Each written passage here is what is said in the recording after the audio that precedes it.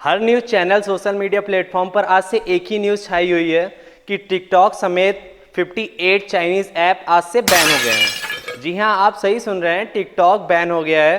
TikTok के साथ 58 app Chinese जो थे वो भी बैन हो गए हैं। इनमें से कुछ पॉपुलर ऐप्स के मैं नाम बता देता हूँ जो कि आपने कभी ना कभी जरूर यूज़ किए होंगे। इन ऐप्स के नाम हैं TikTok, VMate, Likee, UC browser, SHAREit, Xender, beauty plus, etcetera etcetera. हमें से बहुत सारे लोग ऐसे होंगे जो अभी भी इन सारे में से एक ऐप तो ज़रूर से यूज़ कर रहे होंगे, पर आने वाले कुछ दिनों में जब इनमें अपडेट आएगा तो ये ऐप अपडेट नहीं हो पाएंगे और इन्हें बंद करना ही पड़ेगा। तो फ्रेंड्स, आप बताइए कि ये न्यूज़ सुनकर आपको कैसा लगा। टिकटॉक बैन हो गया तो आपको कैसा लगा? मुझे तो फाइनली अच्छा लग रहा है, क्योंकि ये एक चाइनीज़ ऐप था। इसकी वजह से बहुत सारा डेटा लीक हो रहा था जो कि चाइना एजेंसी के पास बहुत ही आसानी से पहुंच जा रहा था। सो हेलो फ्रेंड्स, मेरा नाम है अनुज और आज की इस वीडियो में हम बात करने वाले हैं कि टिकटॉक क्यों बैन हुआ और इसके पीछे का क्या रीज़न था। तो टाइम ना वेस्ट करते हुए चलते हैं आज की इस वीडियो की तरफ और कुछ डिटेल में इन सब के बारे में जान लेते हैं। मोदी सरकार की ओर से चीनी ऐप पर की गई है डिजिटल स्ट्राइक। सरकार ने लोकप्रिय चीनी ऐप टिकटॉक समेत 59 चीनी ऐप पर लगा दिया है बैन। प्रतिबंध लगा दिया गया है। इन चीनी ऐप से निजता की सुरक्षा का मामला माना जा रहा था।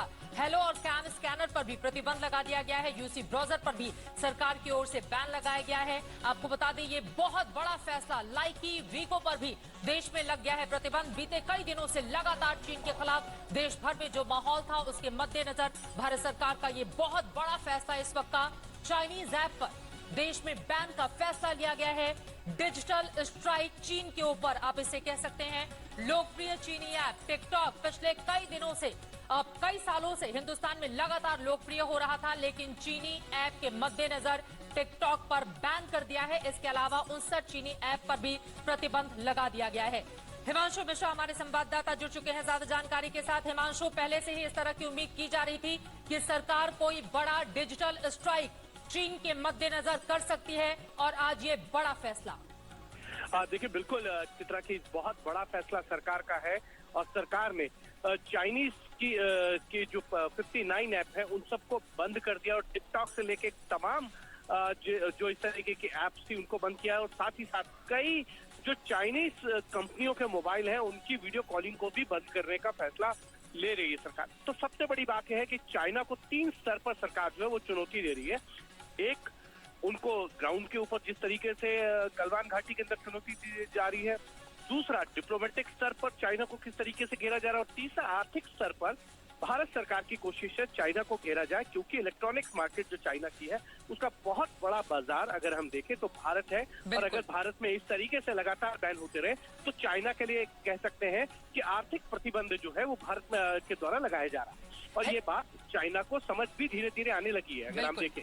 हिमांशु, इसके साथ एक महत्वपूर्ण बात यह है, दरअसल देश की सुरक्षा को लेकर जोखिम था। जिस तरह के चाइनीज ऐप हैं, हमारी जितने भी महत्वपूर्ण डेटा थे वो चीन जा रहे थे, जिसके मद्देनजर इस तरह से बड़ा बैन लगा दिया भारत सरकार ने।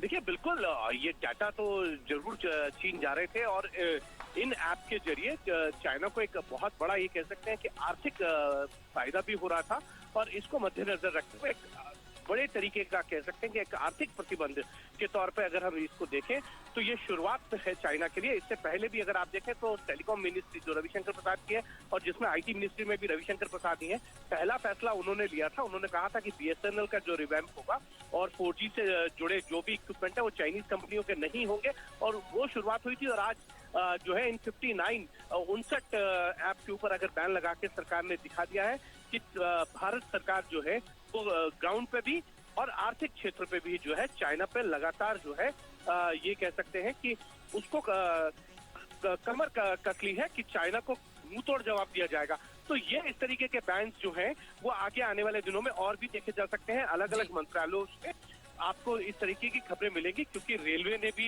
इस तरीके के जो टेंडर्स थे जो चाइनीज कंपनियों को दिए गए थे उनके ऊपर बैन लगाया था, उनको रिव्यू किया था। और अब जब 59 इन ऐप के ऊपर बैन लगा के सरकार ने बता दिया है चाइना को कि अगर भारत बहुत बड़ा बाजार है चाइना के लिए इलेक्ट्रॉनिक क्षेत्र में भी और उनके जितने रॉ मटेरियल है उसका भी एक बहुत बड़ा क्षेत्र बाजार है।